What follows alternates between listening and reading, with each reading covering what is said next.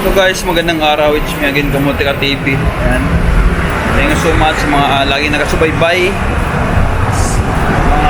sa mga video ko, sa YouTube channel ko, sa mga nag-subscribe. Thank you so much. Ayan guys, for today's video, turo ko lang sa inyo kung nasaan yung Macau Agency.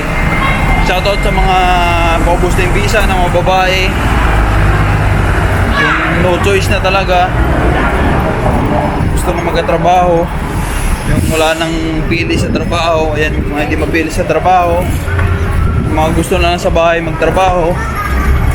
Ayan. Gusto na lang mag-DH. Kasi pag naubos yung visa mo, mag-exit ka ng Macau. Eh kung mag-apply ka ng DH,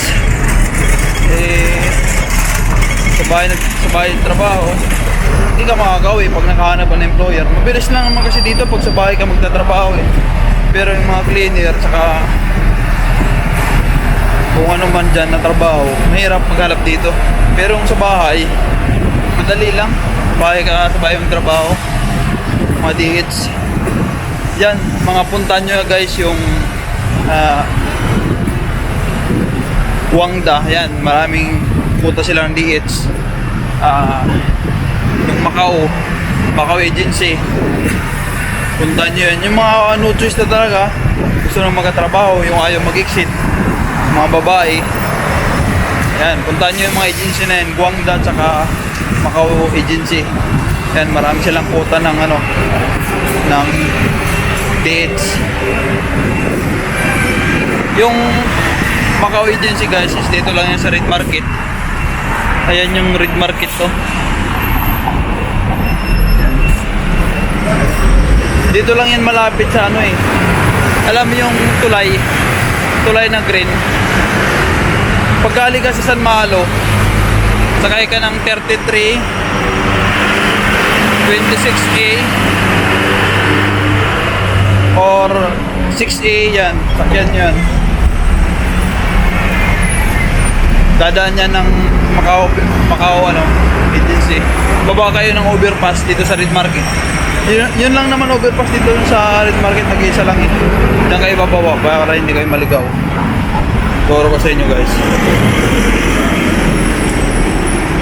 Sa mga paubos na dyan ng visa, grab nyo na yan. Punta na kayo dyan at malay nyo may naghanap ng employer at kayo'y mapili, magustuhan kayo, diba? Di congrats. Yan. Basta huwag lang pili sa trabaho, saka ka na bumawi pag after matapos na yung kontrata mo. Eh kung maghanap pa ngayon, mahirap talaga maghanap dito sa Macau ngayon guys. To be honest, mahirap, lalo na pag mapili ka sa trabaho, mahirap. Yan guys yung tulay. Yung tulay yan, diyan ka bababa. Ayan 26A, sasakyan mo, dada niya doon yung baba mo.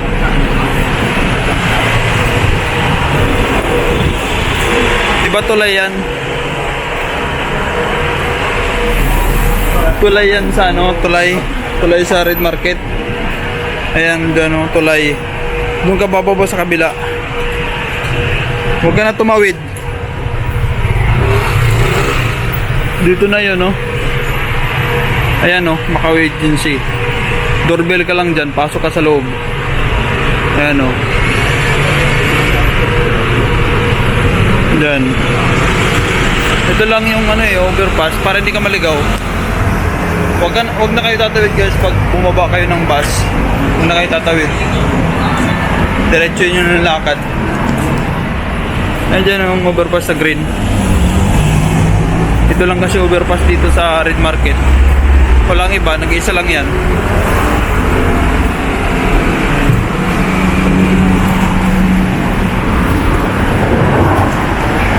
Dito kayo bababa Pwede kayo sumakay ng tres galing sa San Malo.